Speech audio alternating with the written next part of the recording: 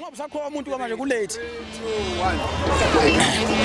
Awusho njengeledo ngizwe uthi iyodwa baba inqunqulu aya maphiko ngithi iyodwa baba inqunqulu kule ngoma aya nakho ke ngithi iyodwa baba inqunqulu shona amandla lokhuya ngithi iyodwa baba inqunqulu kule ngoma ifuqe iyodwa baba inqunqulu ngithi iyodwa baba inqunqulu kule ngoma unyaka kancane uthi ngithi iyodwa baba inqunqulu ngithi iyodwa baba inqunqulu kule ngoma ngithi iyodwa baba inqunqulu ngithi iyodwa baba inqunqulu kule ngoma sanibulani bafowethu obingelelayo umayekisa ngokwaqwabe mina endaweni yasobuka enselenyana isigodi ngiyigoso lapha eqenjini elibizwa ngokuthi amaqhawe abaningi abangilandela ku TikTok bazosheshe bebuye lo mqondo ukuthi ngikhuluma ngobani bafowethu silapha eworkshop eThekwini eGugudlamini Park sizo attenda umcimbi wengoma eJudeni lapho bafowethu inhle into esiyibonayo ngoba kukhomba ukuthi imfundo ngapha ingoma ngaphesheya konke kuyawina kunjalo nje bafowethu inhle lento siyayigugumezela ukuthi yenzeke akethe umuntu efunda ebekwenza nalokho akhule ngakhe kwenza kuze athi ukuthi noma estresswa imfundo ngapha kodwa kube khona okumsusa umqondo wakhe ezintweni eziningi ngiyabonga kakhulu bafowethu ngiyacela ukuthi nomasipala uxhase kakhulu izinto ezifana nalezi ngoba izona izinto ezenza ukuthi abantu behlale beoccupied bengenza izinto ezibhedayo ngiyabonga kakhulu siyabonga futhi kuhle lokho ngiyabonga Chavo ayiko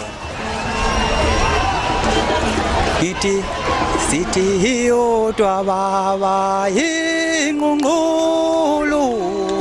aya maphiko ngoba iyodwa baba inqunqulu kule ngoma aya maphiko sikugula balweli ngoma thina sidlala ingoma webaba balweli ngoma thina sidlala ingoma yengani sekhona balweli ngoma thina sidlala ingoma webaba balweli ngoma thina sidlala belweli ngoma yebalweli ngoma sidlala balweli ngoma yebalweli ngoma sidlala balweli ngoma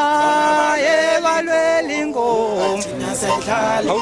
yengani sekhona balweli ngoma thina sidlala ingoma webaba balweli ngoma thina sidlala ingoma yengani sekhona balweli ngoma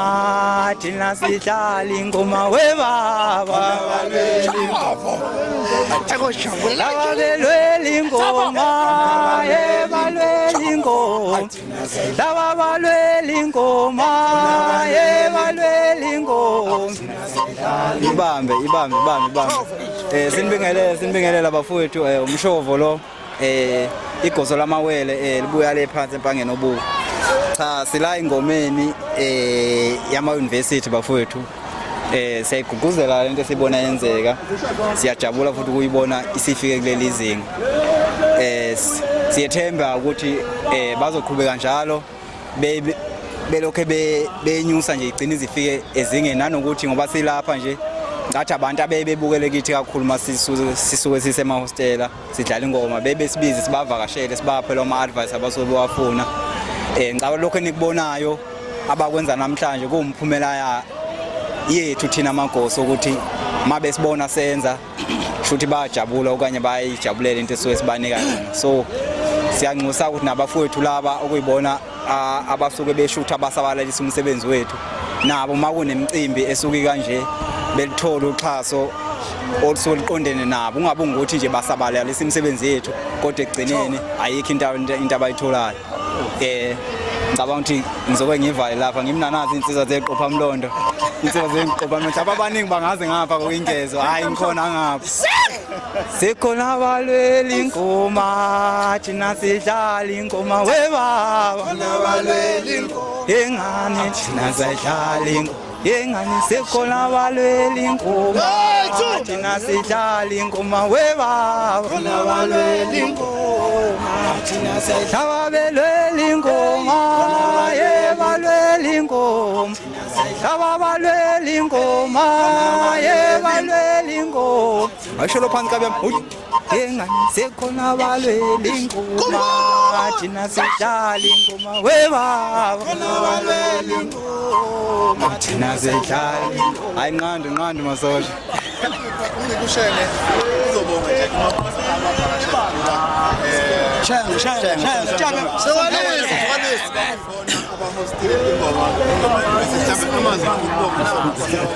sivakashele shenge bonga manje zaseuniversity yona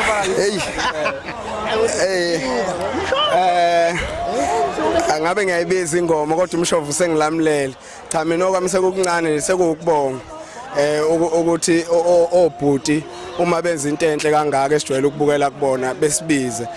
cha mina sengenza iphutha sengithathe ngokuqala ngingaqalwa ngakho ngushenge ngilaphe wesivile uKZN ngigoso la khona